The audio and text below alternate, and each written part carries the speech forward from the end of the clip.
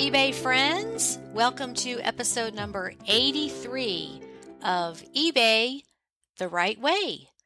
Today's date is October 19th, 2022. Today's guest is Kristie in Montana. She is a Jane of all trades and has the true entrepreneurial DNA, as you will hear, mainly never wanting to work for someone else again.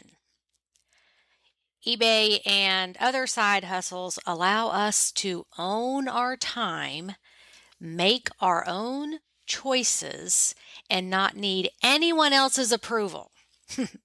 So that is enough of an intro. Let's meet Kristie. Hello, listeners. I am back with another seller chat, and this time we have Kristie, who is located in Montana. And I want to hear all about that because that's a state I have not visited yet.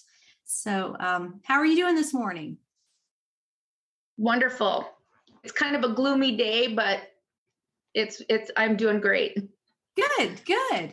Okay, well, thank you for agreeing to come on. I think it was like the stars aligning because I got a few emails from you as a student in my school. Mm-hmm. And then your podcast popped up on Spotify one day. And I was like, wait, I know her. She has a podcast. So we're just going to kind of go over a few things like how you got started and maybe talk about your podcast, what you're trying to do with that, because anybody can start a podcast. It's so available to anybody and they're fun to do. And the only thing I don't like is there's no interaction with the listeners. So there's no thumbs up, thumbs down, leave comments, like on YouTube or social media. So you kind of just throw it out there and don't really know who it's landing on. So anyway, let's talk about how you got started with eBay first. Well, how I got started with eBay is I had been selling at a brick and mortar antique store here in town. And about 2 years. And I thought, I would really like to do this a little bit more and learn a little bit about eBay. And I started asking some of the other vendors and the owner of the antique store, have you ever done eBay, and what do you like about it? And, some of them said, don't do it. It's awful. And one of them said, they're all for the buyers and never the sellers. And then I thought, well, there's got to be more to that, because why would be so many people be selling on eBay and making a good living if there wasn't something there?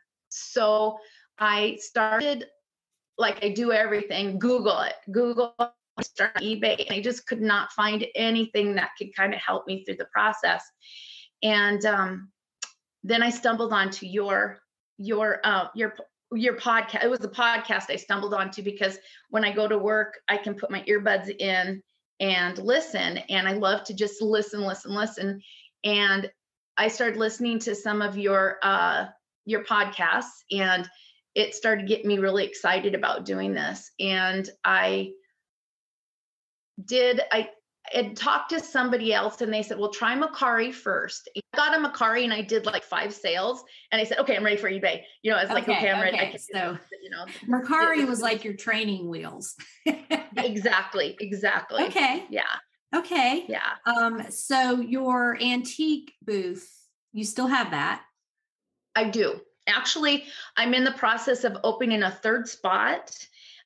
This week has been kind of hectic. We've been trying to move stuff from the basement to the top floor. There's 3 levels, and I'm actually making a clothing booth out of one of my booths. So I had to go get clothing racks and things like that. So yeah, okay. I love it. Love everything about it. And where do you get the stuff to put in your booth and sell on eBay? I do thrift stores, Goodwill a lot. But we have a couple of thrift stores in addition to that. We have great picking in Billings, Montana. Great picking. We have lots of estate sales. This summer, I think we had record garage sales. I mean, you couldn't get to enough garage sales on a Saturday to even hit 50% of the ones we had in town. It was just crazy. And some people start on Thursdays here. So you had at least 3 and sometimes 4 days of garage sales that you could do. So, and then we have smaller towns around Billings that we sometimes travel to go picking at different thrift stores. So, and other actually antique stores. In the smaller towns, I find their antiques are very inexpensive, and I can bring them back and double, if not triple, what I get for them from what I paid. So yeah.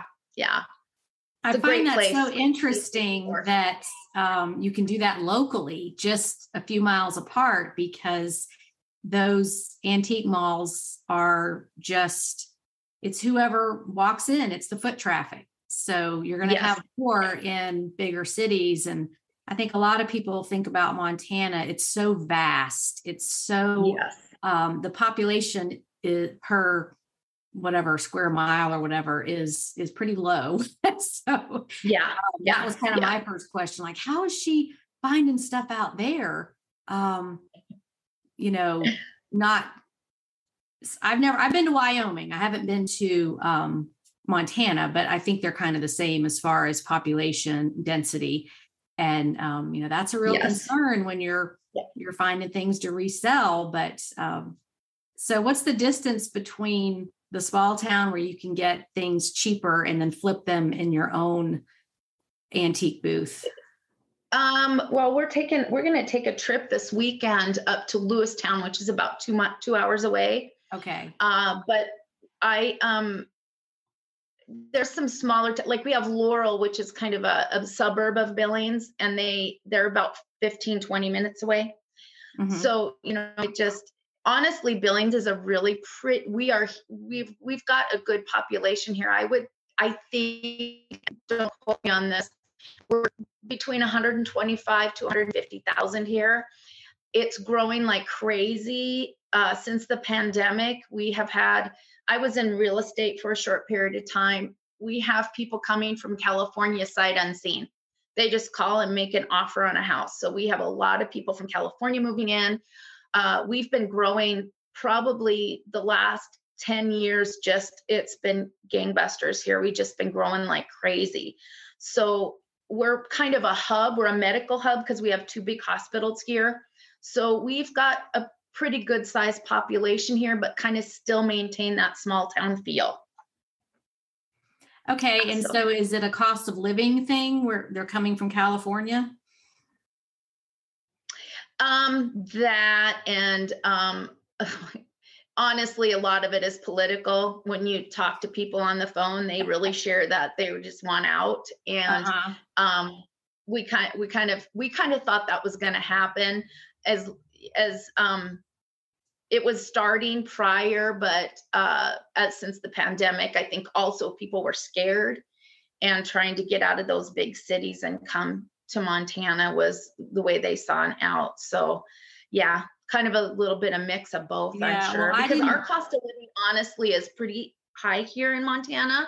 Okay. We're one of the higher states for housing market. I believe my husband actually told me this morning, he was looking at on the news that we're up, the average home in Billings is about 350,000, which is huge from what it was when I was in real estate a few years ago, where it was 230. So it's kind of expensive here. Okay. Well, you know, I just moved from Georgia, and there are a lot of people leaving Georgia for political reasons. So, you know, that's available to you. If you don't like what's happening in your state, you can go somewhere else. Yeah, exactly. Exactly. Yeah. Okay. Well, that's really interesting. Who would have thought California to Montana? But that's, you know. Yeah. And sight unseen. I mean, they're just purchasing the house before they see pictures, and you know how pictures can make something look really, really good, especially in housing.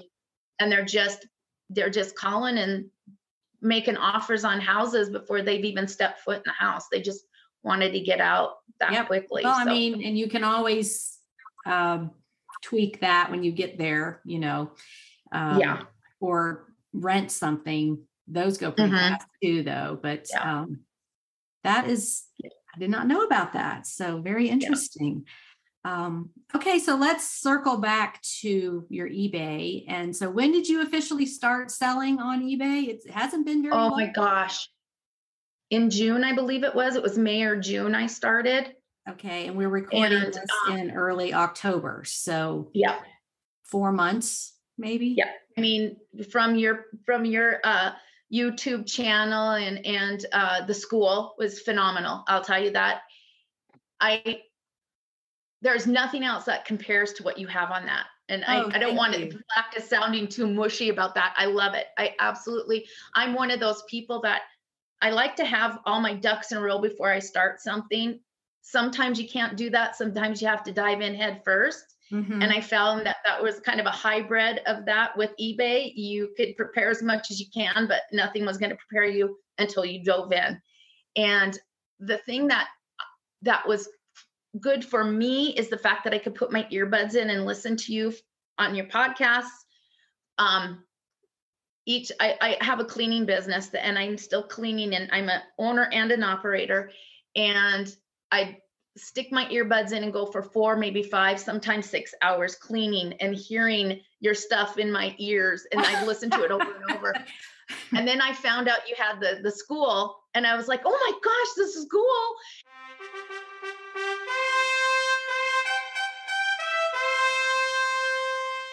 And so I made it work so that my phone would be operating, because if you shut down your screen at all, it shuts off the school.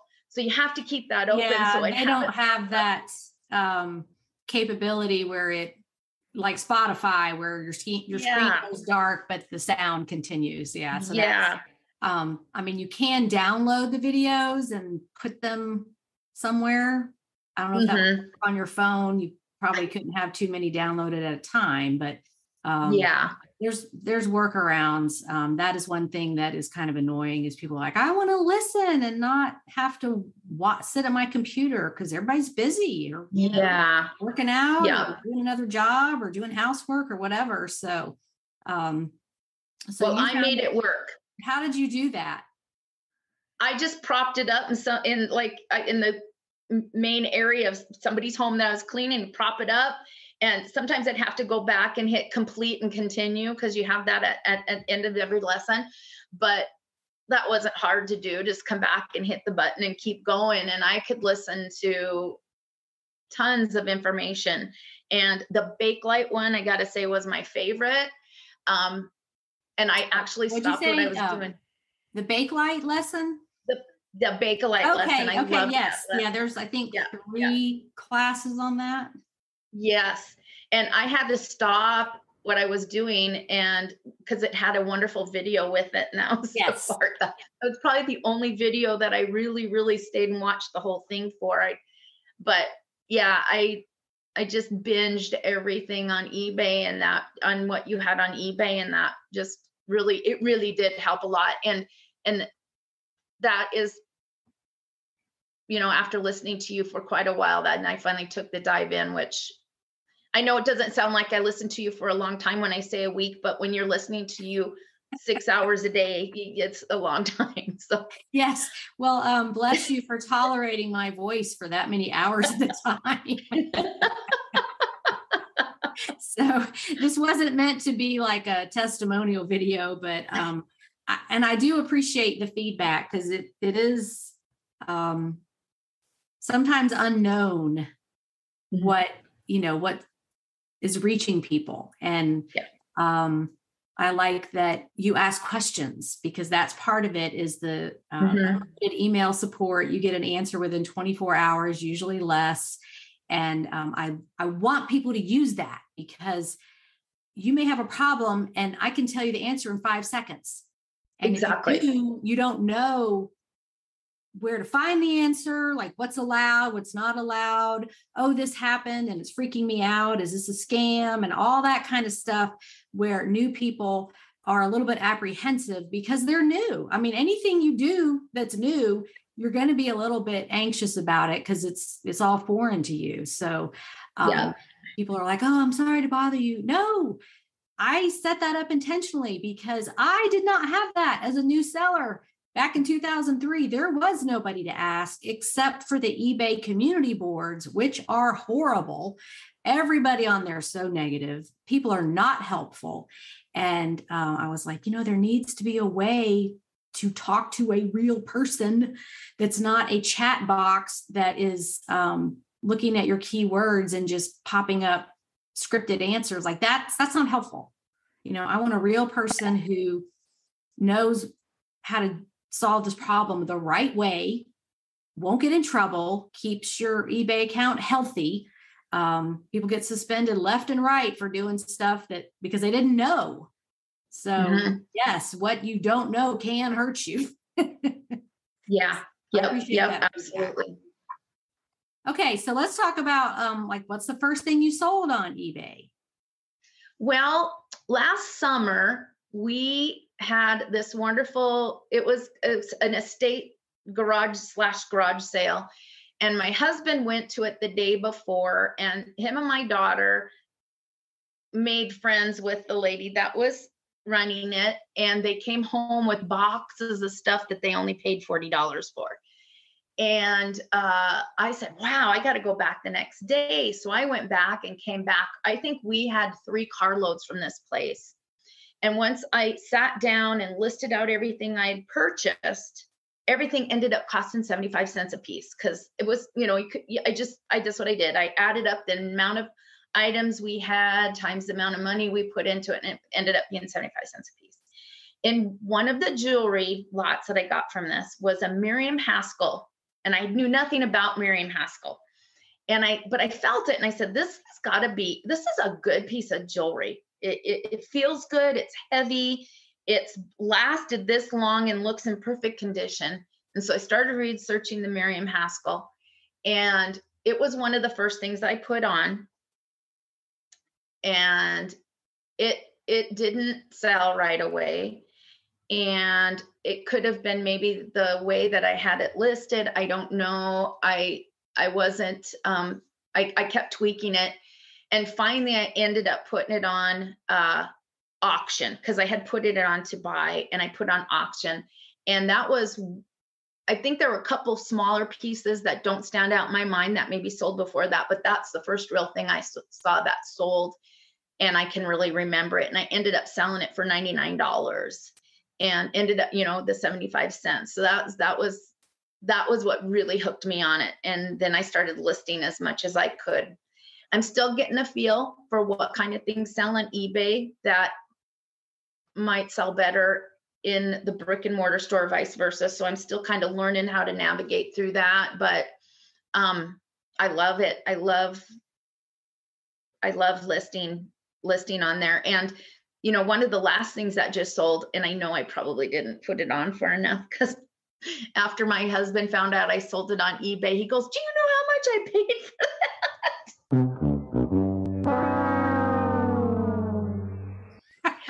So it was a little fisherman. It would dangle on the side of a ledge, and it was a little fisherman with a wire, and he had caught a mermaid. And it would just dangle on the edge of a ledge. And I couldn't find anywhere else. It was probably quite rare. I ended up selling it for like $30 or $35, and my husband had paid like $20 for it. So I was like, well, hey, at least, you got your money back. Yeah. I know. Maybe that's why somebody bought it within the day that I listed it. So but I'm learning those kind of things really sell, things that are a little rare, things that are a little different. A lot of the vintage things I have other things on there that are not vintage. A few things have sold, like my Starbucks mugs, but really I have a lot of luck with the vintage items. Okay. That are one of a kind. Yeah. Right. So what have you learned so far about what sells better on eBay versus your booth? And I'm assuming a lot of it has to do with how difficult it is to ship something, but maybe not. Probably, I'm thinking that the clothing I see, like we have a lot of vintage clothing, that my daughter picks. It's not the typical vintage clothing that you think of. Like, I would love to find a Jessica McClintock gunny sack. I absolutely would love to, I would love that, but here the kids are into, do you remember those old sweatshirts with the little collars, and then they have the embroidered kittens on, or some kind of embroidered, okay, yeah. Yeah. The kids are into I used to make those with cross stitch. Yeah. It was like a pull away kind of grid material, and you do your cross stitch on it. And I think you wet it, and then you just pull it out with tweezers, and obviously the design you stitched stayed on there. And then of course the sweatshirts with applique and paint that we did in the 80s and 90s. That was well, here in Billings, Montana, they're big. They're big. Really? My daughter picks these, and I was like, when she first started picking them, I'm like, oh my God, that's hideous. It will never sell. And the kids come through the booth and they buy all of those, the t-shirts. They love the Levi's, the old painter's pants, everything that we grew up with, they all want to buy. So I've listed a few things on either Mercari or eBay, and they've not sold. So I noticed that I get sales every month at the brick and mortar store. So I just kind of keep that stuff there. So on those sweatshirts, are you talking about the handmade ones or the factory made? Both. Okay. Both. Yeah, both. Okay. Yeah. Yeah. That's very interesting. So how much can you get for one of those? If it's in pretty good shape, between 20, 24, I usually list them at $24.95, up to 30, depending on what's on it. Mm-hmm. If it's pilled, they even buy the pilled ones, not lined. I always eat my sweaters, and I starch them. I make them look really nice, launder them, of course. And sometimes I can get about 15 out of some of those if they're in pretty bad shape. But I would say on an average of about $20. That is an untapped product line, I think. Most people don't realize those would even sell. Yeah. Well, I didn't. I thought it was crazy. Is there a name for that look now, or is it just vintage 80s sweatshirts? I don't know, but we could find out. Well, I mean, how they make up all these names like cottage core and fairy core and Barbie core. And, there's all these coastal grandma, all these looks that have a name. So they probably do have a name. We just need to figure out what it is. Well, I know the one brand that I see that sells really good is, if you look at the tag, it says Top Stitch on it, and they have the cute little tag in the shirt, and it's kind of fancy, and it looks very like something like stitched on it. And it says Top Stitch, and you can tell it was been well made. It was a well-made piece of clothing, and they do t-shirts and sweatshirts that I found with that on there. So very good information. Yeah. Okay. Yeah. So are you in a farming area, or is it more metropolitan? Well, I'm not. Billings is Billings is not.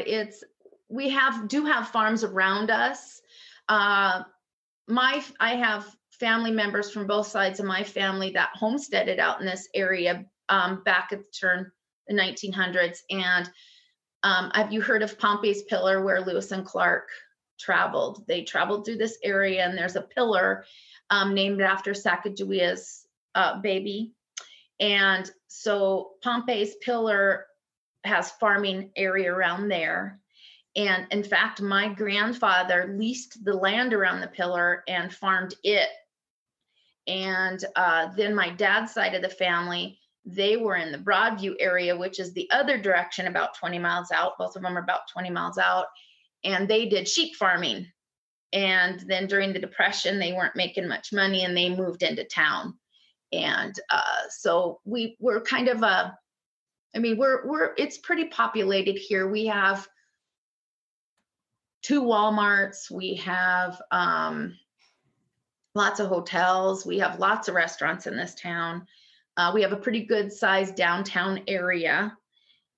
We're building up on our west end that has a couple of different malls out there. So it's really a pretty big area. I would say the town, to get from one side of the town to the other, takes you about a half hour. Okay. So it's a pretty good sized town. I just wondered if you did any farm auctions or saw any of that kind of stuff in your first I have not, but I would love to attend something like that. Yeah. I know a couple of my friends that have went, or not just the farm auctions, but a lot of the people that I know that are dealers do the storage unit auctions. They have a lot of those out here. Apparently no problem getting stuff to sell. Not at all. We've covered that. Let's talk about some of your other sales, maybe that were surprising or not necessarily high dollar, but I love to talk to people who have just started because they often say, I had no idea somebody would buy that. Oh my gosh, all the time. That happens all the time. In fact, I have product in my booth that had been there for a couple of years, and I keep thinking I'm gonna put them on eBay, and then I'll go down to the store and they've sold. And I'm like, okay, that's been there for 2 years and somebody finally saw it. And some of the stuff that my daughter picks up or my husband picks up, I would never even look at picking it up for eBay or the booth, and it sells. So, I always, when I go out, and somebody told me, and I know you've said this before, but the owner of the antique mall, he's a very good friend of mine. He said, find the weirdest stuff you can find. He goes, anything that's weird and looks different, he said, you almost automatically will have somebody at some point want to buy it. Yeah. So unique sells, and it's all supply and demand. The less there is of something, the more it's going to be worth. And you have a good eye for this already because of your antique booth. But when you see something and think, oh, I've never seen anything like that before, you definitely want to buy it and try to sell it. Yes. Those are the things that if you watch the Money Making Mondays videos and on the Facebook group, it's like, yeah, I picked this up because it was weird. Somebody posted a wooden sculpture thing with 2 horse heads. And they were like, yeah, I knew it would sell because it was just weird looking. Yep, that definitely happens all the time. One of the things I just recently sold, I shouldn't say recently, but about this beginning of the summer, is right now the biggest thing that's going on in Montana, and I think it's pretty much antiques anywhere, is mid-century type things. Right. And the 80s are really big. And that Stranger Things show, I don't know if you've ever seen that. Yes, I know what it is. People are coming into the antique mall looking for items. And I had this big, huge, it looked like a pumpkin. It just was a big, huge orange. And I don't even know what the term for the plastic was. I don't remember the term for the plastic, but it was something I had as a kid that my dad picked up probably at a garage sale. Ugliest swag light. Are you talking about the melted popcorn plastic where it's like bumpy? It looks something like that. It's more like strings of plastic, but it had like little holes in it, and it was really stringy looking, like they had melted it and just formed it into this ball shape. Okay. And it was an orange light, and it was in the show Stranger Things. And I got a call or a text from the owner of the antique mall and said, we just sold your swag light, your big orange swag light, which my husband was making fun of me when I put it in there and saying that would never sell. And I sold it for $250. Oh my gosh, really? That's fantastic. Yeah. Now from one of the scenes in the very first season, I have a blow mold, which it's got the tombstone with the little skeleton looking around the corner. And I have that down there. And I bought that when I was a kid at Kmart. And I don't know if you're familiar with the blow molds, but those blow molds, yes, they go crazy. everywhere for those. And I picked up a Mary and Jesus, and it had Joseph with it, 2 Mary, Jesus, and Joseph, for $10 for all 3 of them at a garage sale. And I think I sold those for like $125 or $150 for all of those. So excellent. yeah, Very good. yeah. So those are kind of the weird things that I would never think sell.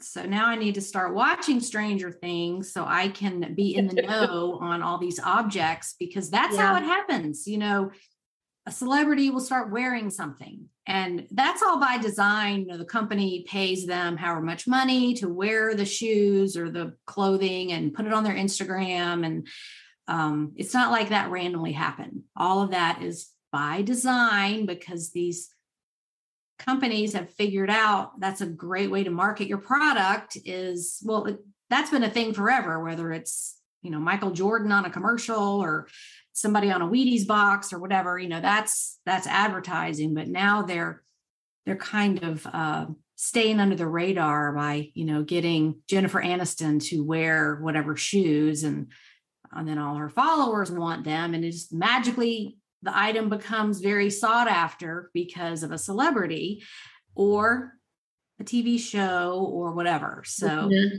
it's pop culture, and you just have to stay in the know on these things, because how else are you going to know that when you're out in the world looking for stuff to sell, if you're not plugged into some of these trends? And, you know, they fizzle out after time. You know, nothing stays that popular forever, but that's like the Bridgerton that you just had out. Yeah, when the you Bridgerton did stuff. Yeah. And yeah, one thing about the premium library is I go back every 6 months and rewatch the video if it's something that's not evergreen. So like you mentioned the Bakelite, that little movie clip I put in there, you know, the history of Bakelite's never going to change. It's always going to be that.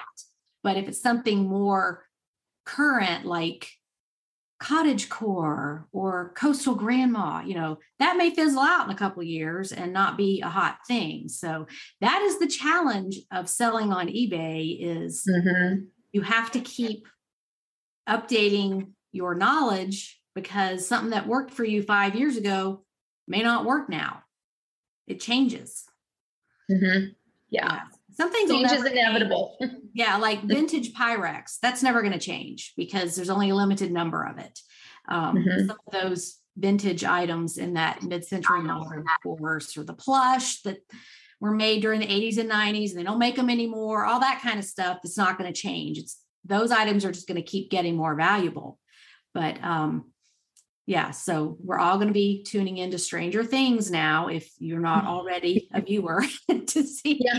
And I'm terrible. Like, that's all I do is look in the background. I was in a store the other day and checking out at the register, and behind there in the little employee section, they had a table, and there was the black Starbucks studded tumbler from, I think, 2017 that, oh my gosh, it's in the first BOLO book, and it's worth, I don't know, around $200.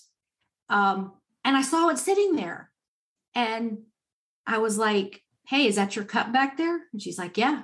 And I was like, I'll give you $20 for it. It's such some random employee. And she's like, nah, I really like it. And, you know, not tipping her off that, you realize that cup is worth $200? But I guess it's just the way I'm wired. Once you start treasure hunting, you do it everywhere.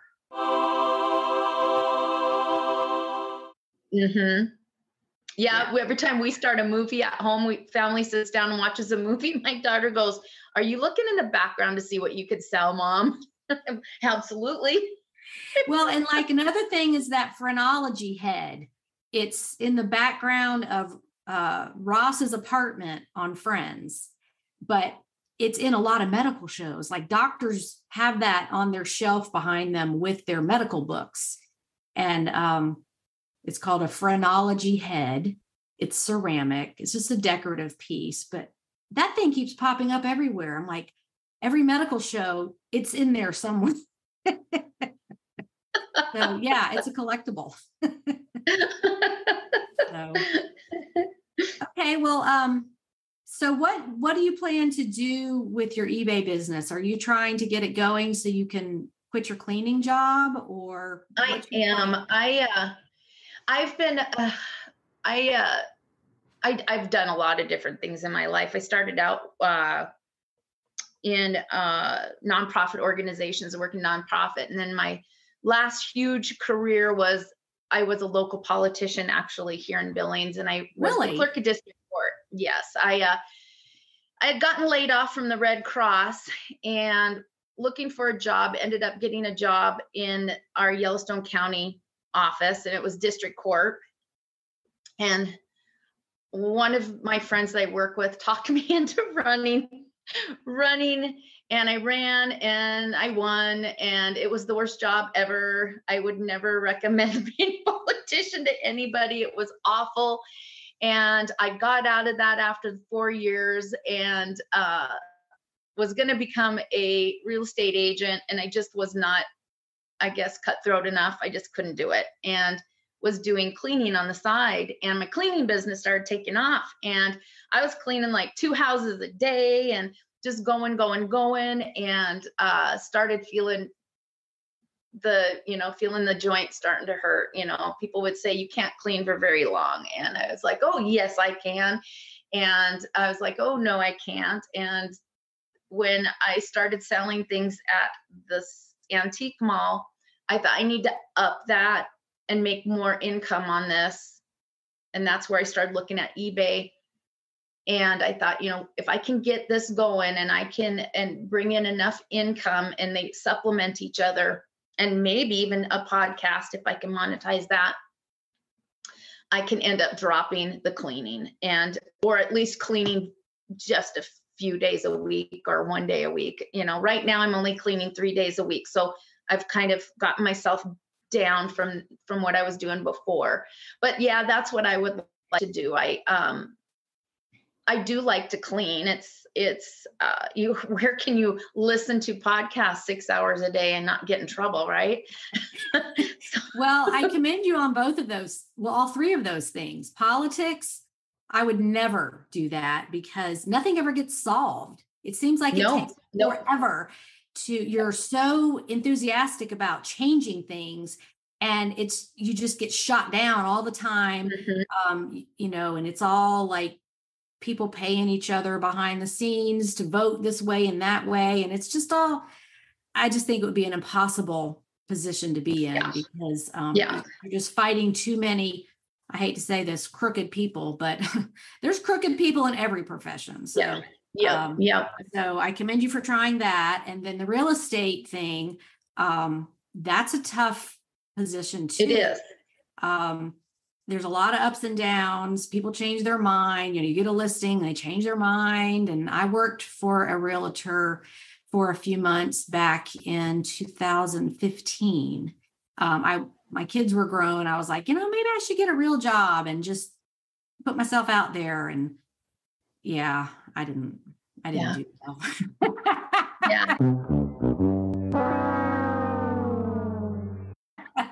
It was fun. I enjoyed it. And I did pretty good my second year, but then I hit a dry spell for like almost 9 months, and my husband was carrying me on that. And I'd already all of my savings, and it was like, no, I just can't do this anymore. And I'm still a real estate agent. I'm what they call a referral agent. So if somebody comes to me, I can refer them to somebody, and then you do get paid to be a referral agent. So that's nice. But I'm not. Yeah, it's just not my cup of tea. And it is so unpredictable, and you never know what's going to happen. Like, look what happened with COVID. The houses became very expensive, but then these people sold their houses, and a lot of them are in rental situations because now they don't want to turn around and pay an inflated price for another house. They're kind of just sitting on their money, waiting for things to settle out and renting. So who could have predicted 2020? It was just so many weird things. Yeah. And then the cleaning part, I've done that too. As a single mom, I did a lot of side jobs, and I'm just going to say I suck at it because I'm good to clean my own place, but some of the people I cleaned for, I had a friend that had a business. And so she was like, do you want to do this? Do you want to do that? And it was just like, they were never cleaned a thing in their life, but they were so incredibly picky about how they wanted everything. And I'm like, in my head, I'm just like saying, just fine, just do it yourself. Oh, wait, you don't know how to clean. So I was not good at that. And it's very physical. It's time consuming. And, some people are very good at it and they love it. And no, I'd rather just clean stuff I'm going to sell. Yeah. Well, I learned how to clean a lot of things that I sell. So that did help me out. Yeah. And so I commend you for that, clients, so. that physical work. And you're right. As you get older, what year were you born? 69. Okay. So you're 3 years younger than me. Yeah. So we're on the same wavelength there. So the older you get, the less physical work you really want to do. You want to save that physical energy for fun stuff like water aerobics and going for a long walk and, stuff that you really enjoy. Pickleball. I want to get into that. But anyway, so I think you're smart to start something new that is less physical, and you make money while you sleep because, when you clean a house, you work for 6 hours, you get paid, and that's it. When you're listed on eBay, it's 24/7 all the time. And you never know when that sale is going to come. And you wake up and you've sold 3 things while you were asleep. And that's the best. Yes. I've done other businesses before. I did a party planning business. I've cleaned before. I've always, liked to be my own boss. I told my husband if I went to get another job, I'd get fired probably within the first week. I'd be terrible employee. I said, after having worked for myself for so long, I just don't even want to go there. Because you have to start out at the bottom. But I'm 50. That's why that job I had with the real estate agent did not work, because I'm used to being a serial entrepreneur. And just like I would say, that's very inefficient. That's a time waster. Let's fix that. And they were like, no, we've just done it that way all the time. So we're not going to change anything. And so if it's your own business, you're like, oh, I'm going to try that and save time and make my product better. And you can do all these experiments, and that didn't work. And then just move on. But when there's another person involved, whether it's a company or just one boss, you got to get past them. And I'm sorry, but like the gift says, I don't have time for that. I know how to make this better, and you're not letting me. So I'm not going to work here. Yes, exactly. And we at our age have already put in the time, I feel, and I am not going to start at the bottom when I've left places where I was at the top. I didn't want to do that. And I said, I'm going to make my own way. And when I stumbled, especially after I started with eBay, and I saw the potential that this has with brick and mortar and eBay, I said, I love this. I said, this is something I've never had this fire within me like I do right now. And I said, and I'm not getting sick of it, because sometimes you start a job and you're like, I'm done with this. Let's go on to something else. I said, I can see myself doing this through retirement. I said, this is so good for me. And, I said, I just absolutely love this. And I think it'll be something that I'll be doing for the rest of my life until I can't do it anymore. Well, and one thing that works in our favor as your Gen X eBay sellers is our age.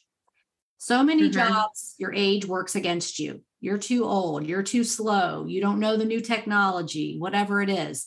And this, you'll be walking through a thrift store and you're like, oh my gosh, I had that when I was in 5th grade. I had that in high school. We wore that. Like, these things because you lived through those decades. And that's absolutely what I tell baby boomers, that a lot of my students are baby boomers, because they feel like I'm not I don't have enough knowledge to do this eBay business. And you need to focus on what knowledge you do have. The technology part's easy to learn. They're making eBay easier all the time. And so that's a hurdle that anybody can cross if you just work on it. But the knowledge part, like a 22-year-old can walk into a thrift store next to a 60-year-old and they're going to know different things, but the 60-year-old has those decades of experience knowing what these things are immediately. You don't have to look them up. You already know what it is. Mm-hmm. I think that's what's nice about my job is even though my family is kind of letting me kind of do this thing on my own, my daughter turns 20 this year, 20 this year. Don't tell her I don't remember her age, but she I know once they're past 18, what does it matter, right? You're an adult now. Exactly. Exactly. But she knows what those kids want. And so she gives me, by going out and I give her a budget, she can pick all the clothes that we need for that month. And I know that she's going to get what people are looking for.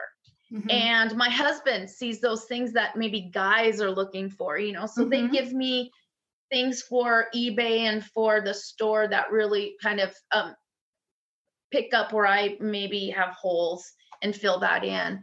But, you said something about our age. And I think that's kind of why I started the podcast that I started, and it's nowhere near where I'd ever want it to be. It's so green and it's just the beginnings. But when I started it, I had a client that I cleaned for, and she was asking me questions about listing stuff.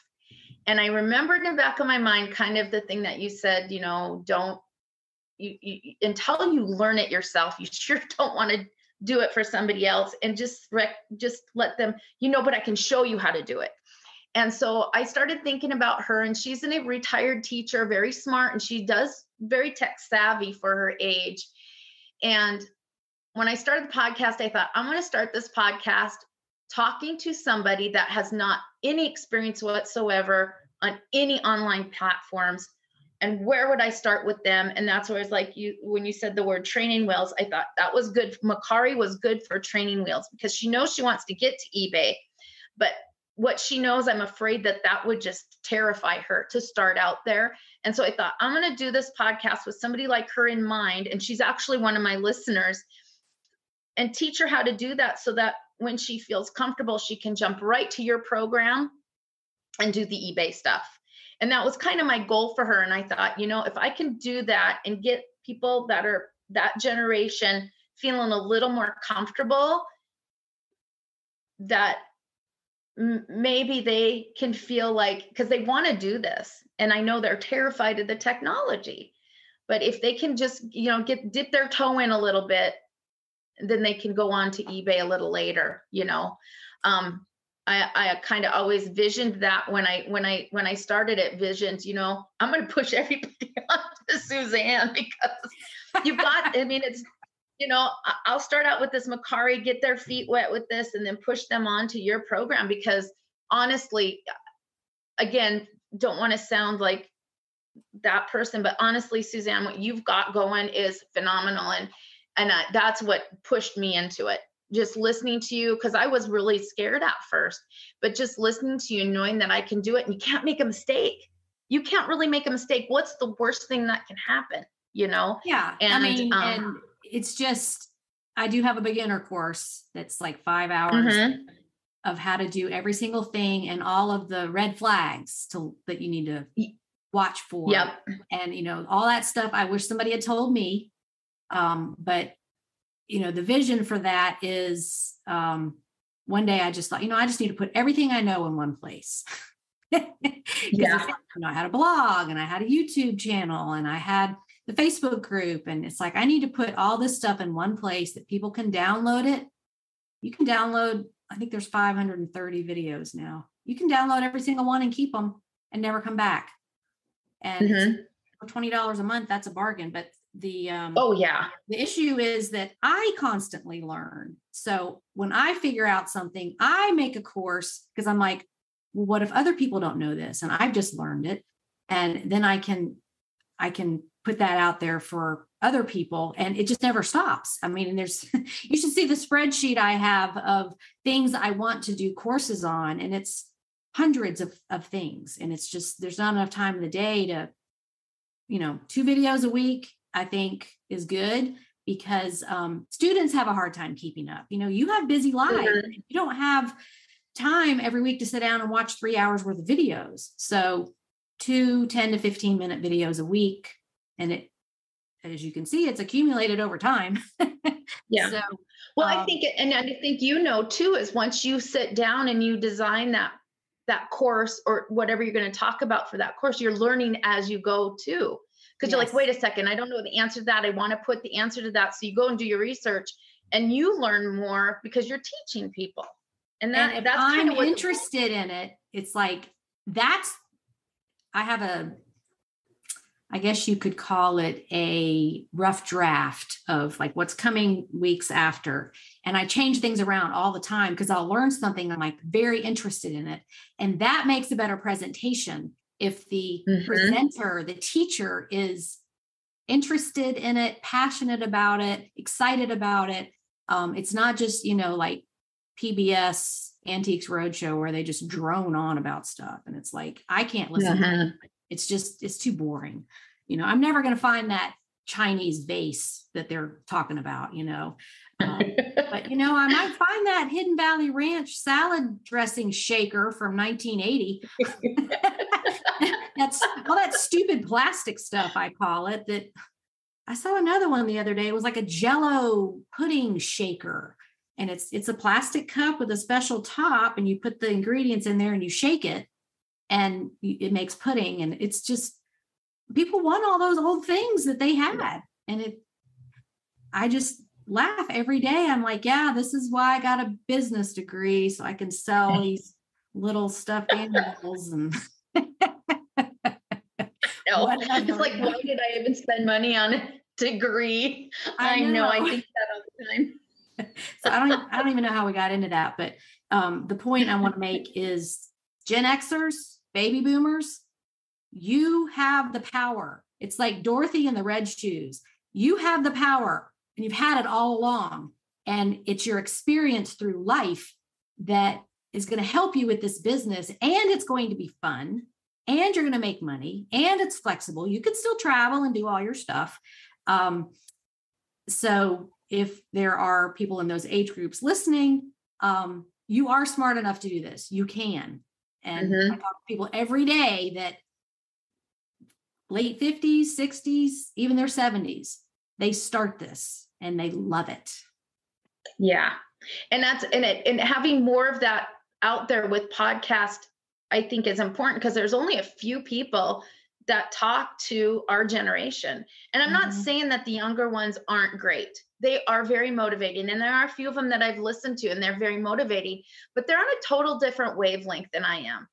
And I searched and searched and searched, and I found 2 people that I could relate to. And that's kind of another reason I started a podcast, is I was like, there's got to be more out there. Got to be more. And again, they do a bang up job. The young ones do. I think they do a great job, but it's just not somebody I can relate to. Well, and I do want to go back to your comment about your 20-year-old daughter, and what I said, like, oh, a 22-year-old's not going to know. I am in no way criticizing them for their knowledge. They know different things. And exactly. That's the beauty, is that this can be a family business. Yeah, my daughter, who's 28, my son is 26, they tell me stuff all the time. Like, I didn't know that. So I am not criticizing the younger generation for not being knowledgeable. It's just what you know. And I feel like some of the retired people feel like they don't know enough to do this. And it's just, different things than the younger generations. And that's over time, thousands of years ago, the same thing was happening. The young people know different things than the old people. So not that we're old, but you know what I'm saying? Well, that's nice about your program, because what I started doing is I thought, gosh, Suzanne has so much stuff, and there's so much information out there on each of these different items and these products. And I thought, I'm going to pick one thing, that looks like it can be somewhat easy and I can learn well. And I picked plush. And I listened to all of your plush stuff. And then I went out and started picking plush and started going through those bins of plush, sitting on floors in Goodwill, and people are trying to push their carts by me, just looking at me. What is she doing? And then I thought that my next thing was the Starbucks mugs and the Starbucks tumblers. And I started learning about that. So I thought, I could do what I know, which is some of the antique stuff. And then I can supplement it with things that I learn, items that I learn about as I go along, and not try to do it all at once, Yeah. So it's going to be like that forever now, because there's always stuff popping up. But I do want to give you a chance to give the name of your podcast and a little bit about what you're talking about, because everybody starts where you are. I mean, you kind of just start doing it. The challenge is regularity, consistency. Yes. However often you're going to do it, and you stick with that, because that's going to get you into the Google algorithm and, all that, where people will find it organically. Like when I first started mine, and I have a big audience, but it took about 6 months for it to really catch on. Yes. And that's the struggle that I have, is finding regular time to do that. I need to sit down and do that. It's just like eBay. If you regularly list things, then the algorithms help you sell. So I get that. Yeah. I went through a couple of different names. I stuck with Journey of a 50-something reseller, just because I wanted to appeal to an older audience. And again, I'm just starting, and it's just so green. And I know that there's ways I need to grow and things I'm not doing right, but it was starting out kind of a diary for myself to see as I grow. And if I can help somebody, great. If I don't, it's just there for me, that's great too. Yeah. And just be consistent, whether it's once a month, or maybe start with shorter episodes so that it's not so much to do. But that I've been doing this online business, it'll be 20 years next year with, I learned about blogging. I learned about YouTube. I learned about podcasting. I learned all this stuff. And really the bottom line is just consistency. So many people give up, and that's like a new podcast will show up, and they'll do about 4 or 5 episodes, and then it just vanishes. And I guess it's work. It's a commitment. That's the thing, is it's a commitment. But I really like podcasting because, well, first of all, I get to talk to other sellers, but they're so much easier to produce than videos. You don't have the visual part of it. You edit the sound, and you put your little music and your sound effects in, and I edit mine when I'm doing other things, like listing on eBay, and I'm listening to the next podcast and editing it. So you can do it with other, like multitask kind of. But YouTube is different. You got to have all that visual component. And so it is the easiest place to start if you're looking to have an online presence, is podcasting. There's no barriers to entry. You just start doing it. Yeah. I was amazed at that. When I found that out, I thought, gosh, that'd be fun to do a podcast sometime. And then I found out how easy it was. And I was like, wow, I guess I'll start this and see where it goes. Yeah. So I'm encouraging you just to keep going. Don't beat yourself up. You have a lot going on with all your jobs and your family and everything. And maybe that's going to be a good winter project when you don't want to go anywhere. Yeah. It does get pretty cold here. So do you have a death pile of stuff to work on? Oh gosh, if you looked over there, my daughter says I have a storefront going on. Okay, so you have all that to get you through the winter months when it's 8 below and there's 70 feet of snow on the ground or whatever. You can stay in your warm little house and list your stuff and work on your podcast, and you can do them ahead. So if you have a day where you could do 4 episodes and then schedule them out, that's the most time efficient way I have found to do things.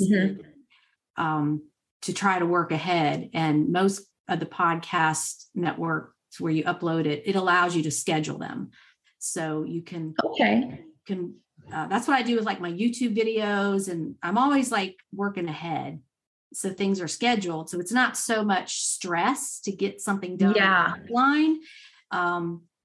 I don't know. I try to live a stress-free life. So I don't like working on deadlines. It makes me too anxious. It gives me a stomach ache. Yeah. So I like that blocking idea, where you take one day, like between a certain period of time, I'm going to do nothing but take pictures. And then on this next day, I'm going to do nothing but list. And this next day, I could do nothing but just do podcast.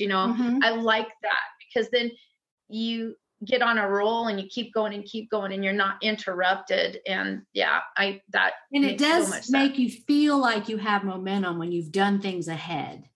You don't feel that crushing stress of, oh my gosh, I got to get this done by tomorrow. And I don't work well that way. So yeah. Anyway, you know what I'd love to see with I see that there's such a good on your Facebook page. There's such a good amount of people have been listening to you and do the podcast and I was on Poshmark. Let me just step back a little bit. I was on Poshmark for a short period of time because I was listening to a gal that had started out and I thought, I'll try it. Oh my gosh, no way. It's too involved for me because you have to share every day. Right. I was doing nothing but it was taken away from my eBay and I thought, nope. So I pulled everything off. I think I maybe have one or two things on there, pulled everything off. And I thought, I like the social. It's kind of nice where they have like these conventions and stuff, but it's too hard for me. But I think with all the people that you have there on your Facebook and stuff, it would be so nice to get together with all of those people and, like go together for a little convention or something, the eBay the right way convention or something like that. It would be so neat to meet those people because everybody's been so nice on there and they've been so helpful. And I just really like getting on the Facebook page and seeing what people have sold and asking questions and getting, everybody's advice. It's been so helpful and seems like a little family on there. Well, I love that idea. And if anyone wants to plan that, I will come, but I am not being in charge of it. I did a few of those back in 2017. I did traveling to some other cities and it's just anybody that has done event planning knows how time consuming it is. And then, all these people say, oh, I'll do it. I'll come. And then it's time to pay your money and crickets. And nobody. It's like, I that sounds like a great idea, but I'm not going to commit to it. So, I just listeners, is there anybody out there? I felt like my time is better spent creating content virtually that anybody anywhere can see and learn from. If there is a diehard event planner out there that wants to do this, I'll come. Yeah. Okay. Well, we have made it an hour. And fantastic. At this point, I want to ask you, what's your best tip for people just getting started? Oh my gosh. When people are first getting started don't be afraid of shipping. I was really afraid of shipping. That was very, very scary for me, but you just have to dive in and listen to as much as you can on it and then dive in and try it. And my best thing was to listen to podcasts, find somebody you like, somebody that clicks with you and listen and listen and listen as much as you can and absorb as much information as you can. Yeah. Because really once you do jump on, don't be afraid of making mistakes because you can't make any mistake you're not going to die from it. I always say that to my kids. It's this bad? Are you going to die? No, you're not going to die. So it's going to be okay. Right. And there's a solution for everything, but you said it well at the beginning that some things you just can't be 100% prepared for. You just do the best of your ability on that day And that varies from day to day. I mean, all days are different. And just do the best you can. Ask for help. There's a lot of, Facebook groups and places you can ask for help, and realize that every successful seller has been exactly where you are, wherever that is, Yeah. and they have pushed through it and figured it out, and you can too. If millions of people are selling on eBay, you can do it too. Exactly. Yeah, just jump in and go, and don't try to be prepared for every single thing, because you can't. Like, something happened the other day and it never happened to me before. And I'm like, I don't know how to solve this. And so I had to reach out to eBay for Business on Facebook and got the answer, because it changes all the time. So you just got to kind of roll with it, not take it too seriously, and just go. Mm-hmm. Yeah. Yep. Okay. Well, I am so glad we got to chat, and I wish you all the best on your eBay and your podcast and your antique booth and your cleaning business, and everything else. So, you know what else I started? What's that? I started volunteering at one of our local historical buildings. It's called the Moss Mansion. It was one of the first mansions in Billings, and I started learning how to give tours. I started last weekend. That's I fun. know. I said I've always wanted to do it, and I thought,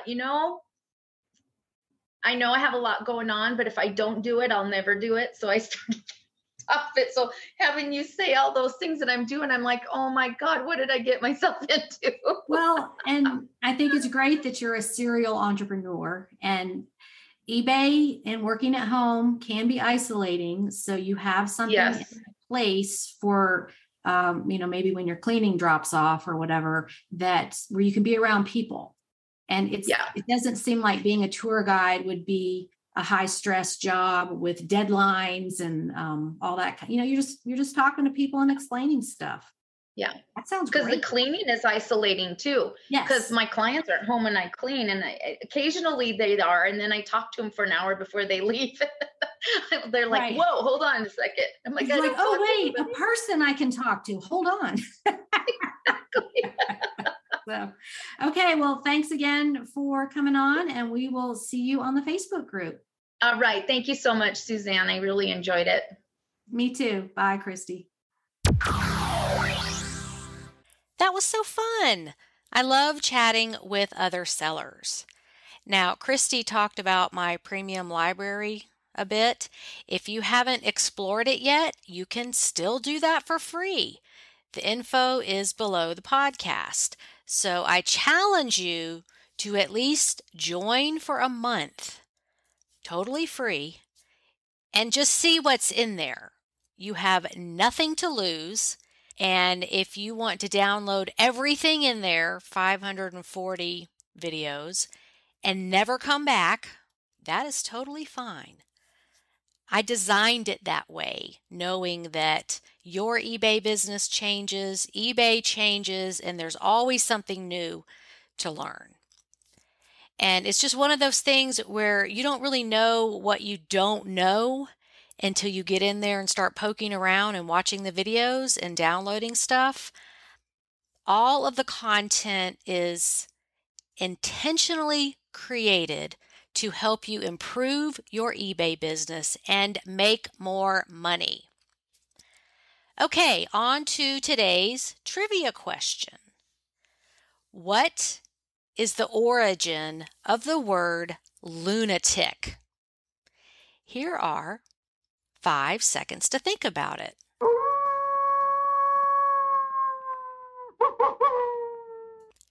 Okay, the word stems from the Latin word luna, L-U-N-A, meaning moon, with the A-T-I-C suffix meaning of the kind of. According to the Oxford English Dictionary, the word originally referred to a kind of insanity supposedly dependent on the phases of the moon. And you really do have to believe this, because if you talk to anyone in the emergency services realm, public service, emergency room workers, ambulance drivers, firefighters, police officers, they will tell you that yes, people do act a little crazy during a full moon. It's just like high tide. There's an energy associated with it. So that is where the word comes from. And when you hear words like loony bin or Looney Tunes, that's actually referring to the word Luna, which means moon. So just a little vocabulary lesson to clarify the use of the word Luna. Okay, as always, I appreciate you making my podcast part of your week, and I'll be back next week with Cora, who has been selling since 2013 and is a real out-of-the-box thinker. So you will love meeting her. Okay, that's it for episode number 83, and I will see you next week. Make it a great week on eBay. Bye.